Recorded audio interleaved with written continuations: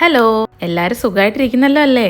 അപ്പോൾ ക്രിസ്മസ് ആയിട്ട് ഞങ്ങൾ വീട്ടിലൊരു കുഞ്ഞ് പുൽക്കൂടും ഒരു കുഞ്ഞ് ക്രിസ്മസ് ട്രീ ഒക്കെ ഒരുക്കിയിരുന്നു കേട്ടോ. പക്ഷേ ഉണ്ടല്ലോ, ഞങ്ങൾ പുൽക്കൂടിനകത്ത് വെക്കാനായിട്ട് മാതാവിനെയും ഉണ്ണീശുവിനെയൊക്കെ ഓർഡർ ചെയ്തിരുന്നു. അതിൻ്റെ ഡെലിവറി ഡേറ്റ് അവർ കാണിച്ചിരുന്നത് 26-നായിരുന്നു. അങ്ങനെ ഞങ്ങൾ ആകെ വിഷമിച്ചിരുന്നപ്പോൾ കാണാം 24th നൈറ്റിന് ഡെലിവറി കിട്ടി. കർത്താവ് അങ്ങനെയൊന്നും നമ്മളെ കൈവിടില്ല അല്ലേ? അപ്പം കുട്ടികളൊക്കെ ഭയങ്കര സന്തോഷത്തിലാട്ടോ. കണ്ണേട്ടനും മോളും പുൽക്കൂടൊക്കെ അറേഞ്ച് ചെയ്യുക കേട്ടോ. കണ്ണേട്ടൻ ഡ്യൂട്ടി കഴിഞ്ഞ് വന്ന് ഡ്രസ്സ് പോലും മാറിയിട്ടില്ല. ആ ഒരു എക്സൈറ്റ്മെൻറ്റിൽ അപ്പം തന്നെ അറേഞ്ച് ചെയ്ത് വെക്കുക. നീനൂട്ടി അച്ഛൻ്റെ കൂടെ തന്നെ നിൽക്കുക കേട്ടോ, ഇതെല്ലാം കണ്ട് പഠിക്കാനായിട്ടേ.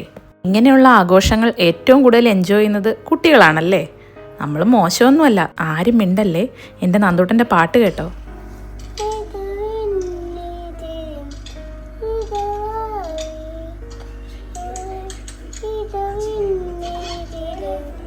ആരും പറഞ്ഞു കൊടുത്തതൊന്നും അല്ല കേട്ടോ, പുൽക്കൂട് കണ്ടപ്പോൾ സ്വന്തമായിട്ട് അങ്ങ് പാടിയതാ.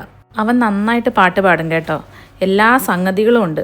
പക്ഷേ ഭാഷ ഏതാണെന്ന് നന്ദൂട്ടനും ദൈവത്തിന് മാത്രമേ അറിയുള്ളൂ. അപ്പം കണ്ടില്ലേ, 12 മണിയായപ്പോൾ ഞങ്ങൾ ഉണ്ണിയേശുവിനെ വെച്ചു. പിന്നെ ഞാൻ എന്ത് ചെയ്തെന്നറിയാമോ, കുട്ടികളൊക്കെ ഉറങ്ങിക്കഴിഞ്ഞപ്പം എഴുന്നേറ്റ് വന്ന് ഒരു കുഞ്ഞു കുഞ്ഞു ടോയ്സൊക്കെ ഞങ്ങൾ വാങ്ങിച്ചിട്ടുണ്ടായിരുന്നു. അതൊക്കെ ഞങ്ങളുടെ ട്രീയുടെ സൈഡിലൊക്കെ അറേഞ്ച് ചെയ്ത് വെച്ചു. ഒറ്റയ്ക്ക് ടോയ്സ് അറേഞ്ച് ചെയ്യുകയും വീഡിയോ എടുക്കുകയും ചെയ്യുന്നതുകൊണ്ട് ക്ലാരിറ്റി കുറച്ച് കുറവാട്ടോ. പിള്ളേർ രാവിലെ എഴുന്നേൽക്കുമ്പോഴേ സീക്രട്ടായിട്ട് സാൻഡ കൊണ്ടുവച്ചെന്ന് പറയാനായിട്ടേ. മോൾക്ക് ഏകദേശം ഈ സീക്രട്ട് സാൻഡ ആരാന്നൊക്കെ മനസ്സിലായി തുടങ്ങി കേട്ടോ. എന്നാലും ഇങ്ങനെയൊക്കെ ചെയ്യുമ്പോൾ നമുക്കൊരു സന്തോഷം. കുട്ടികളും അതൊക്കെ എക്സ്പെക്റ്റ് ചെയ്യുന്നുണ്ട് കേട്ടോ.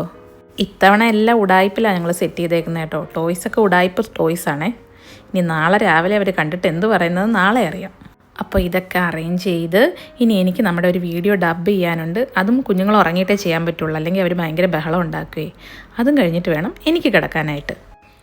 രാവിലെ നീനൂട്ടി ട്രീയുടെ അടുത്തോട്ട് ഓടിയിട്ടുണ്ട് കേട്ടോ.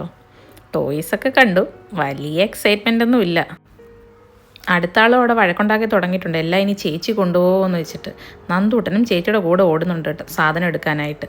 എന്തായാലും ഇത്തവണ ഈ കുഞ്ഞു സാധനങ്ങളൊക്കെ വെച്ച് ഞങ്ങൾ ഇവരെ പറ്റിച്ചു കേട്ടോ. എല്ലാവരും അഡ്ജസ്റ്റ്മെൻ്റ് അല്ലേ. എന്തായാലും പിള്ളേർ ഹാപ്പിയാണ് കേട്ടോ. അവർ ഇനിയും ട്രീയുടെ അകത്തോ സൈഡിലോ എവിടെങ്കിലുമൊക്കെ സാധനങ്ങളുണ്ടോയെന്ന് തപ്പി നോക്കുവാണേ. സീക്രട്ട് സാൻഡ അത്ര റിച്ച് അല്ലെന്ന് അവർക്കറിയില്ലല്ലോ. അങ്ങനെ ഞാൻ വൈകുന്നേരം ഡ്യൂട്ടി കഴിഞ്ഞ് വന്നു. ഇത്തവണ ഞാൻ ഒറ്റയ്ക്കായിരുന്നു ഡ്യൂട്ടിക്ക് കേട്ടോ. കണ്ണേട്ടന് ഓഫാണ് ഇന്ന്. അപ്പം ഞാൻ വന്നപ്പോഴേ ഇവിടെ മോൾ എന്നെ കാത്തിരിക്കുക. എന്തോ സംഗതി ഒപ്പിച്ചിട്ടുണ്ട് കേട്ടോ. സോപ്പിങ് കാണുമ്പോഴേ അറിയാം, അത് വേറൊന്നും ആയിരുന്നില്ല. അവൾ എനിക്ക് വേണ്ടി ക്രിസ്മസ് ഗിഫ്റ്റ് ഉണ്ടാക്കി വെച്ചിട്ടുണ്ടായിരുന്നു. അച്ഛനും ഗിഫ്റ്റൊക്കെ കൊടുത്തു കേട്ടോ. ഇവൾ ഞങ്ങളുടെ വെഡ്ഡിങ് ആനിവേഴ്സറിക്കും എല്ലാവരുടെ ബർത്ത്ഡേക്കും ഒക്കെ ഇങ്ങനെ ക്രിയേറ്റീവായിട്ട് എന്തെങ്കിലുമൊക്കെ ഉണ്ടാക്കി തരും കേട്ടോ. അത് ഞങ്ങൾ ഭയങ്കരമായിട്ട് സപ്പോർട്ട് ചെയ്യുകയും ചെയ്യും. കുഞ്ഞുങ്ങളുടെ ഇങ്ങനെയുള്ള ചെറിയ ഐഡിയകൾ സപ്പോർട്ട് ചെയ്യുന്നത് അവരുടെ ക്രിയേറ്റിവിറ്റി കൂട്ടാൻ വളരെ നല്ലതാണ്.